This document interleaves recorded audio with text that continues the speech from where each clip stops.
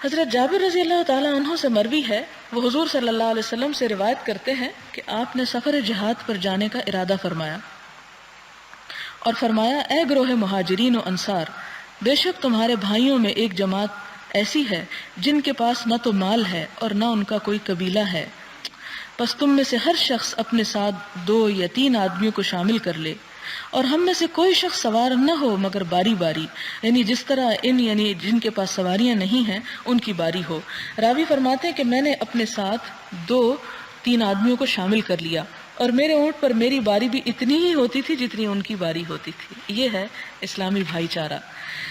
دوبارہ اس حدیث کو دیکھتے ہیں کہ آپ صلی اللہ علیہ وسلم نے سفر جہاد پر جانے کا ارادہ فرمایا، اور آپ نے فرمایا، اے گروہ مہاجرین و انصار، یعنی کچھ تو مکہ کے رہنے والے تھے جو ہجرت کر کے مدینہ، اور کچھ مدینہ کے اہلیان، بے شک تمہارے بھائیوں میں ایک جماعت ایسی ہے، اور اشارہ تھا مہاجرین کی طرف، جن کے پاس نہ تو مال ہے اور نہ ان کا کوئی قبیلہ ہے یہاں، یعنی مال بھی نہیں اور ان کا گھر بھی نہیں، اور یا پھر اشارہ تھا آپ کا اصحاب صفہ کی طرف کہ جو اطراف و جوانب سے مدینہ میں علم حاصل کرنے کے لیے جمع ہو جاتے تھے، اور ان کے گھر بار جو تھے وہ بہت دور ہوتے تھے۔ تو آپ نے فرمایا کہ تمہارے ساتھ وہ لوگ بھی شامل سفر ہیں کہ جن کے پاس یہ سب کچھ نہیں ہے،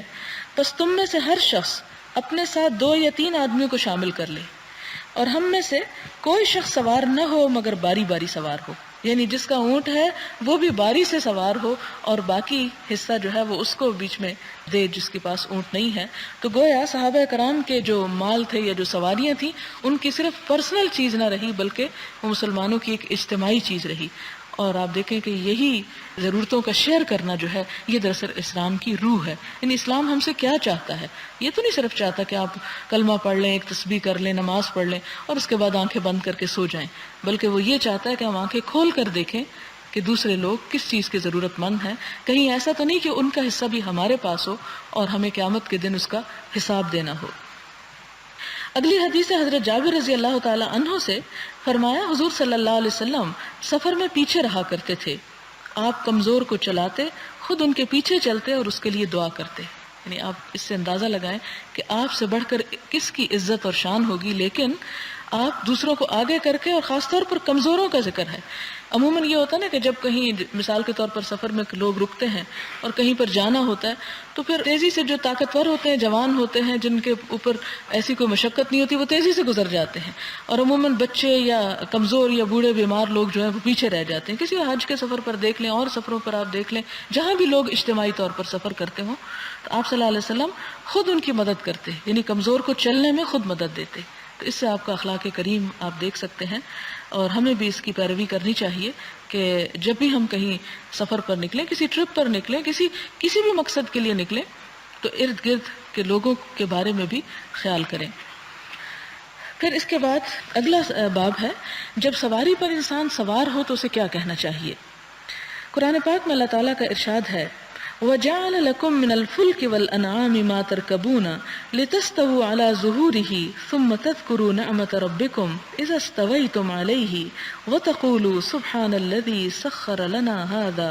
وَمَا كُنَّا لَهُ مُقْرِنِينَ وَإِنَّا إِلَىٰ رَبِّنَا لَمُنْقَلِبُونَ۔ قرآن پاک میں اللہ تعالیٰ کا ارشاد ہے، اور تمہارے لیے کشتیاں اور جانور بنائے تاکہ تم سواری کر سکو، اور جب ان کی پشتوں پر تم سوار ہو جاؤ اور خوب جم کر بیٹھ جاؤ۔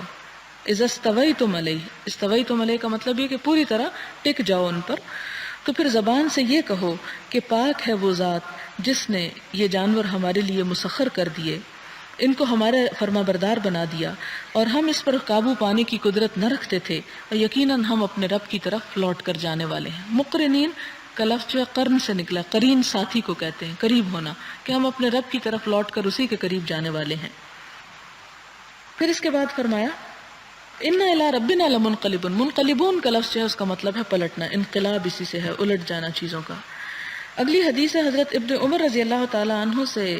مروی ہے کہ حضور صلی اللہ علیہ وسلم رسول اللہ صلی اللہ علیہ وسلم جب سفر کے لیے اپنے اونٹ پر سوار ہو کر نکلتے تو 3 بار اللہ اکبر کہتے، پھر یہ دعا فرماتے، سبحان الذی سخر لنا ھذا وما كنا له مقرنین وانا الی ربنا لمنقلبون۔ اس کا ترجمہ بھی وہی ہے کہ پاک ہے وہ ذات جس نے فرما بردار بنا دیا ہے اسے ہمارے لیے۔ سخر لنا ھذا کا معنی ہے اور ہم اس پر قابو پانے کی قدرت نہ رکھتے تھے۔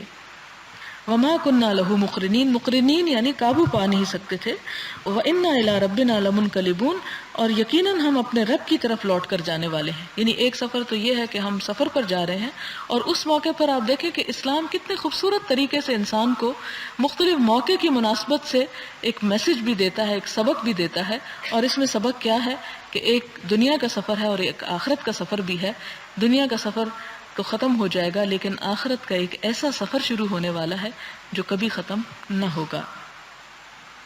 پھر اسی طرح اس کے بعد آپ فرماتے، اللہم انا نسألک فی سفرنا ھذا البر والتقوى ومن العمل ما ترضى اللہم ہون علینا سفرنا ھذا واطو عنا بعدہ اللہم انت الصاحب فی السفر والخلیفۃ فی الاہل اللہم انی اعوذ بک من وعثاء السفر وكآبة المنظر وسوء المنقلب فی المال والاہل والولد۔ اس کا ترجمہ ہے کہ اے اللہ، ہم سوال کرتے ہیں تجھ سے نیکی، تقوی اور ایسے عمل کا جس سے تو راضی ہو جائے۔ یعنی اس سفر میں، یعنی سفر تو ہم کر رہے ہیں لیکن اس سفر میں ہم سے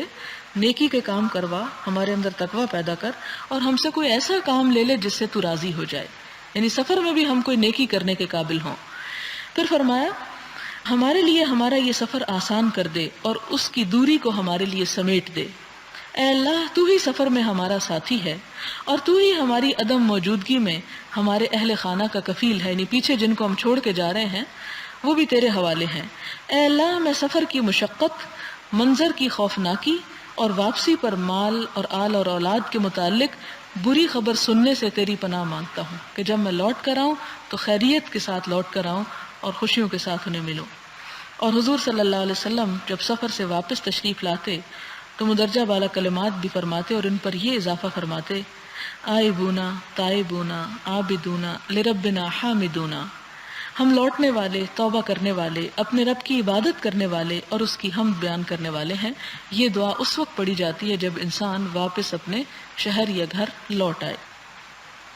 اگلی حدیث حضرت عبداللہ بن سرجس رضی اللہ تعالی عنہ سے روایت ہے، فرمایا جب حضور صلی اللہ علیہ وسلم سفر کا ارادہ فرماتے تو سفر کی مشقتوں، واپسی کے حزن و ملال، استقامت کے بعد کوتاہی، مظلوم کی بد دعا اور مال اور اہل و عیال میں بدحالی دیکھنے سے اللہ تعالیٰ کی پناہ طلب کرتے۔ یعنی سفر میں جیسا کہ آپ جانتے ہیں کہ دعائیں قبول ہوتی ہیں، اس لیے آپ صلی اللہ علیہ وسلم خاص طور پر ان چیزوں کی دعا کرتے۔ کس چیز کی؟ کہ سفر کی مشقت سے اللہ تعالیٰ بچائے، یعنی اس میں کوئی آفت، کسی حادثے اور مشکل سے، اور واپسی کے حزن و ملال یعنی واپس لوٹیں تو کوئی غم نہ دیکھیں، اور ہمارے اندر اللہ کے دین پر جو استقامت ہے اس میں کوئی کوتاہی نہ ہو۔ یہ جو بات ہے یہ ایسے ہی نہیں کہ ہیپیزڈلی بیچ میں ڈال دی گئی ہے۔ آپ نے یہ بات محسوس کی ہوگی کہ جب انسان گھر پر ہوتا ہے اس کی اپنی ایک روٹین ہوتی ہے، جیسے صبح سویرے اٹھتا ہے، نماز پڑھتا ہے اور اپنے بہت سے کام کاج کرتا ہے، کچھ ذکر اذکار، کچھ نوافل، کچھ لین دین، کچھ اور زندگی کے بہت سے کام۔ لیکن جب انسان سفر میں ہوتا ہے تو یہ سب کچھ چھٹ جاتا ہے اور نمازیں بھی عادی ہو جاتی ہیں۔ لہٰذا جب انسان واپس لوٹتا ہے تو اس روٹین کو پھر پلٹانا یہ ایک مشکل کام ہوتا ہے، اور آپ میں سے جو بھی سفر کرے وہ اس کو اچھی طرح سمجھ سکتا ہے۔ لہٰذا آپ صلی اللہ علیہ وسلم نے یہ دعا مانگی کہ یا اللہ، جس اچھے کام پر تو نے ہمیں استقامت دی ہے، جب ہم واپس پڑھ لیں تو ہمارے اندر کوتاہی نہ آئے،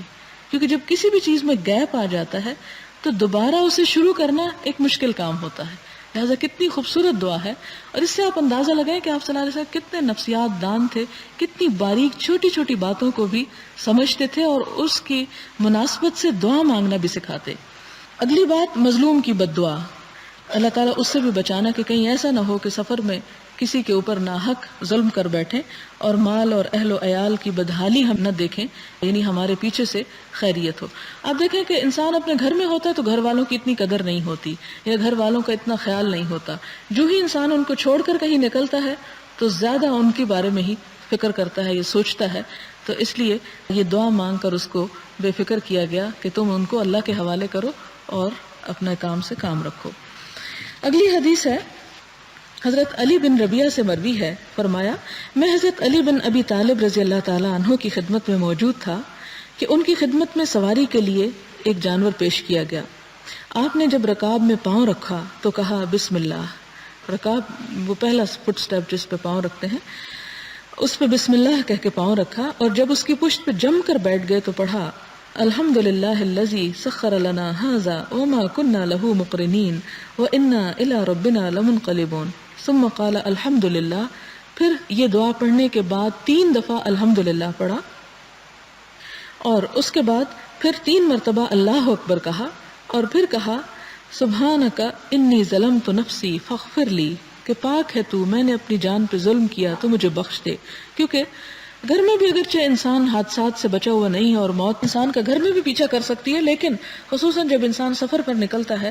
تو ہمیشہ خیال آتا ہے کہ میں خیریت سے لوٹوں، کہیں ایسا نہ ہو کہ میری واپسی ہی نہ ہو۔ اس وقت انسان کو ذرا شدت سے موت یاد آتی ہے۔ تو ایسے موقع پر بخشش کی دعا مانگنے کی تلقین یہاں پر کی جا رہی ہے۔ سبحانک انی ظلمت نفسی فاغفر لی، پاک ہے تو، میں نے اپنی جان پر ظلم کیا بس تو مجھے بخش دے۔ انہ لا یغفر الذنوب الا انت، یقیناً گناہوں کو تیرے سوا کوئی نہیں بخش سکتا۔ پھر حضرت علی رضی اللہ تعالیٰ عنہ مسکرا دیے، تو آپ سے پوچھا گیا کہ یا امیر المومنین آپ کس لیے مسکرائے؟ یعنی یہاں کوئی ایسی بات تو نہیں ہے، لیکن ہم آپ کے چہرے پہ مسکراہٹ دیکھ رہے ہیں۔ فرمایا میں نے حضور صلی اللہ علیہ وسلم کو اسی طرح کرتے ہوئے دیکھا ہے جس طرح میں نے کیا۔ میں نے عرض کیا یا رسول اللہ صلی اللہ علیہ وسلم آپ کیوں مسکرائے ہیں؟ فرمایا تو آپ نے جواب دیا بلا شبہ تمہارا رب اپنے بندے سے خوش ہوتا ہے جب بندہ کہتا ہے میرے گناہ معاف فرما دے۔ اللہ تعالیٰ ارشاد فرماتا ہے میرے بندے کو معلوم ہے کہ میرے سوا کوئی گناہ معاف کرنے والا نہیں ہے۔ یعنی جب بندہ اپنی زبان سے یہ بات نکالتا ہے کہ یا اللہ تو معاف کر دے، اللہم اغفر لی، تو اللہ تعالیٰ اپنے اس بندے سے خوش ہوتے ہیں۔ اور جب اللہ تعالیٰ خوش ہوتے ہیں اور انسان کے دل میں یہ خیال آتا ہے کہ میری اس بات سے میرا رب خوش ہو رہا ہے، تو انسان کی خود بخود مسکراہٹ لبوں پر آ جاتی ہے، اور خاص طور پر اس انسان کی کہ جس کی زندگی کا مقصد ہی اپنے رب کو راضی کرنا ہو۔ اگلا باب ہے باب تکبیر المسافر اذا صعد الثنايا وشبهها وتسبيحه اذا هبط الاودية ونحوها والنهي عن المبالغة برفع الصوت بالتکبیر ونحوه۔ مسافر جب کسی چوٹی وغیرہ بلند مقام پر چڑھے تو اللہ اکبر کہے، اور جب کسی وادی وغیرہ میں اترے تو سبحان اللہ کہے، اور تکبیر وغیرہ کے لیے آواز بلند کرنے کی ممانعت کا بیان۔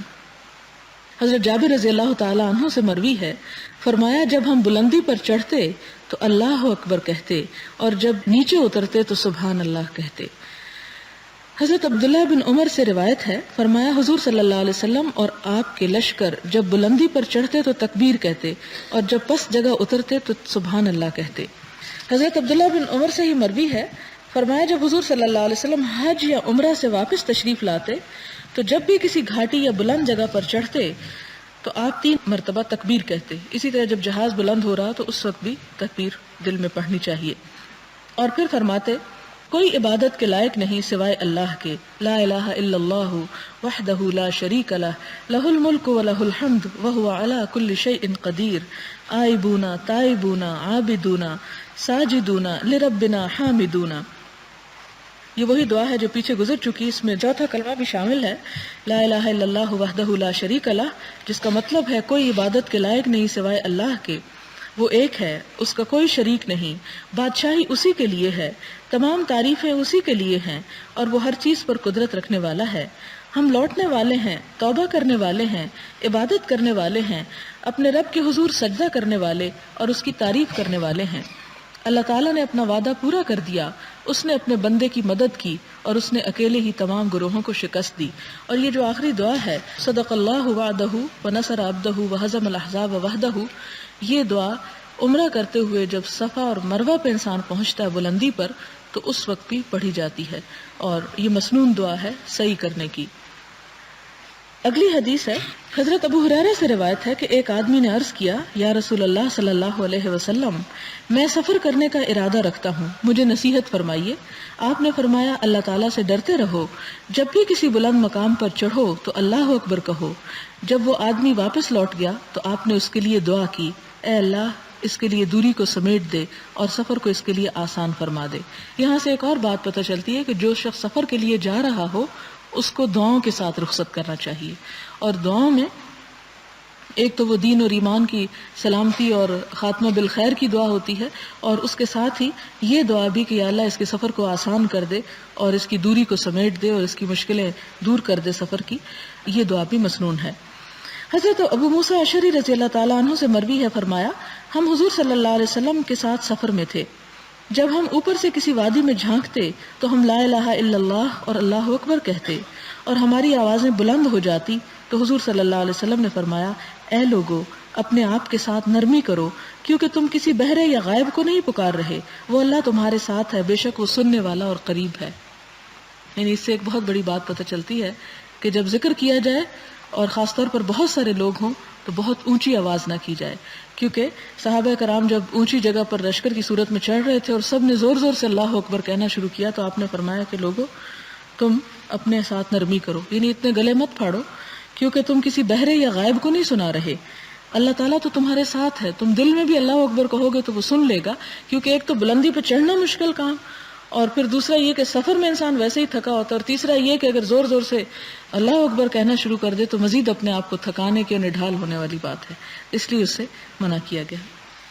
سفر میں دعا کے مستحب ہونے کا بیان، کہ جب مسافر ہوتا ہے انسان اس وقت اس کی دعائیں قبول ہوتی ہیں، قبولیت کی گھڑیاں ہوتی ہیں، مسافر اپنے رب کے قریب ہوتا ہے، اس لیے اس وقت کو صرف بیکار کی سوچوں میں نہیں گزارنا چاہیے بلکہ اللہ تعالیٰ سے خوب خوب دعائیں کرنی چاہیے۔ حضرت ابو ہریرہ رضی اللہ تعالیٰ عنہ سے مروی ہے، فرماتے ہیں کہ حضور صلی اللہ علیہ وسلم نے فرمایا، 3 قسم کی دعائیں قبول ہوتی ہیں، ان کی قبولیت میں کوئی شک نہیں،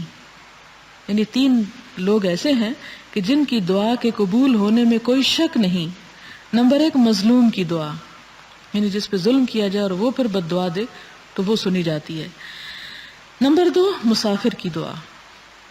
اور نمبر 3 باپ کی اپنے بیٹے کے لیے بد دعا،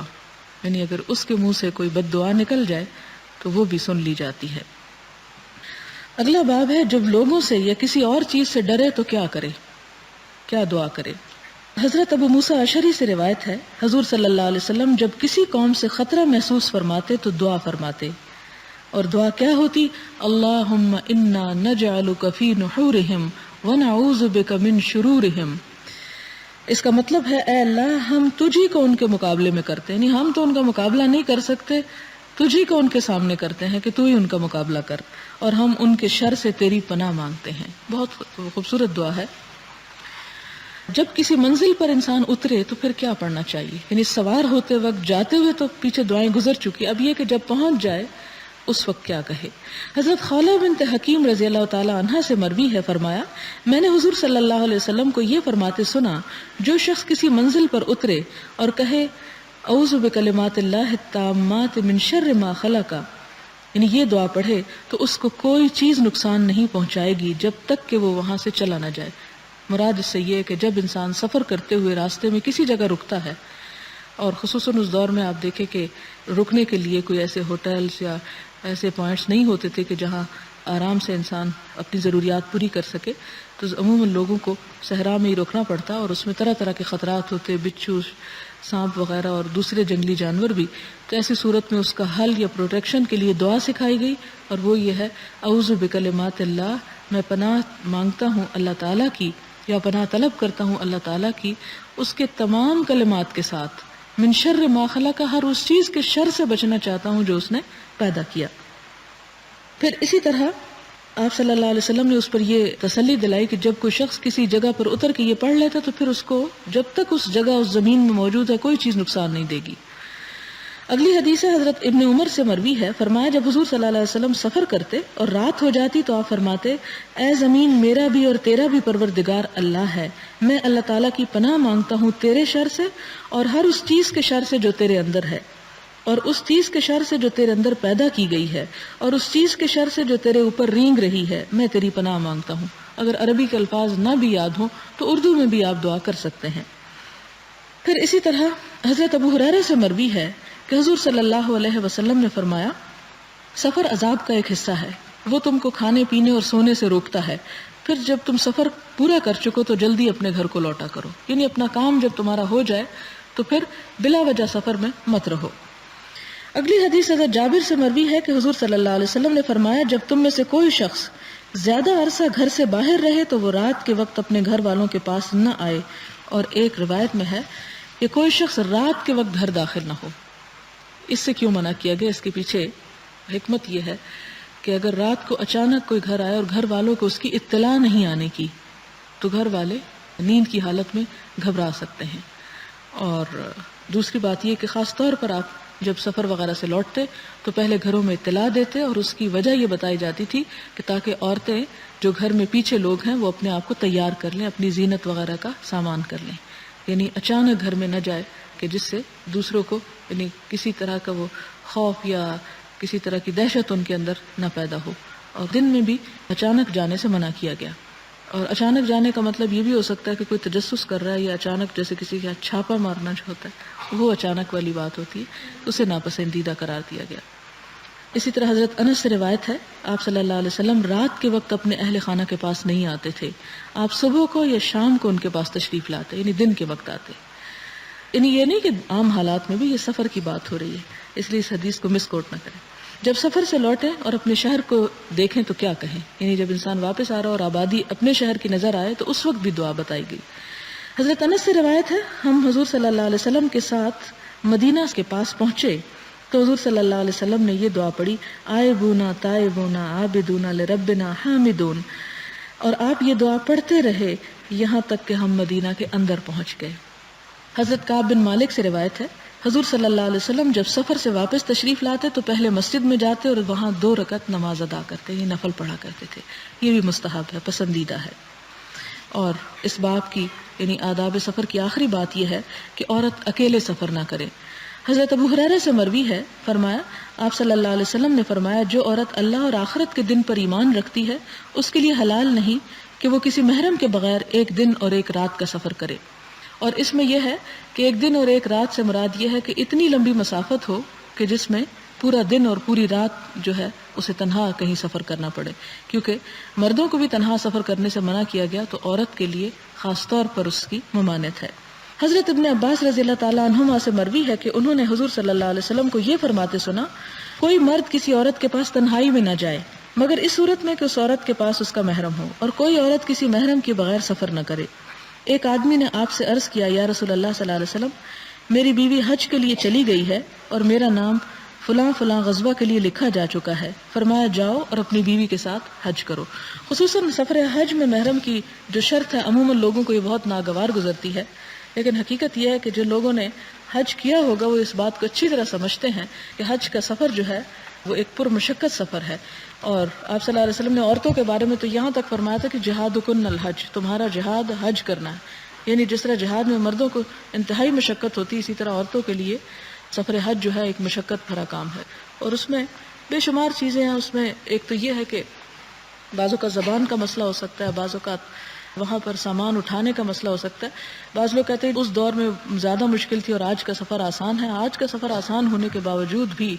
وہ عورتیں جو گروپس میں جاتی ہیں اور جو مرد وہ گروپس لے جاتے ہیں وہ زیادہ بہتر طور پر سمجھتے ہیں کہ عورتوں کے سامان اٹھانا، ان کی بیماری، ان کی صحت، ان کے کھانے پینے، ان کی بے شمار ضروریات کا خیال کرنا، اور خدا نخواستہ وہ قافلے سے بچھڑ جائیں تو ان کو ڈھونڈنا، یہ سارے کام جو ہیں یہ 1-2 مردوں کے بس کی بات نہیں ہوتی۔ اسی لیے پابندی عائد کی گئی کہ اس میں محرم کا ساتھ ہونا ضروری ہے۔ اور پھر یہ ایک ایسا سفر ہے کہ خاص طور پر جس میں بہت سے رش میں آپ نے دیکھا ہوگا کہ بہت سے لوگ کچلے جاتے ہیں، بہت سے لوگ اتنی ترقی یافتہ زمانے میں بھی اور اتنے انتظامات کے باوجود بھی، اور کچلے نہ بھی جائیں تو بعض لوگ صرف سن ہیٹ کی وجہ سے اور سن سٹروک کی وجہ سے بے ہوش ہو کر گر جاتے ہیں، اور طرح طرح کی مشکلات ہوتی ہیں اس سفر میں، اور کئی ایک حادثات ہوتے ہیں۔ پچھلے سال مینا کا حادثہ آپ سب کے سامنے ہے۔ تو ایسی صورت میں تنہا سفر کرنا جو ہے وہ عورت کے لیے مشقت اور مصیبت کا باعث ہے۔ اسے یہ نہیں سمجھنا چاہیے کہ یہ ایک پابندی اور ایک اس کے لیے ایک مصیبت کھڑی کر دی گئی ہے یا اسے ایک قید کر دیا گیا کہ نہیں لازمی وہ محرم کے ساتھ نکلے. نہیں، یہ اسی کی بھلائی اور اسی کی سہولت کے لیے یہ شرط لگائی گئی ہے. وآخر دعوانا ان الحمد للہ رب العالمین. سبحان اللہ والحمد للہ ولا الہ الا اللہ واللہ اکبر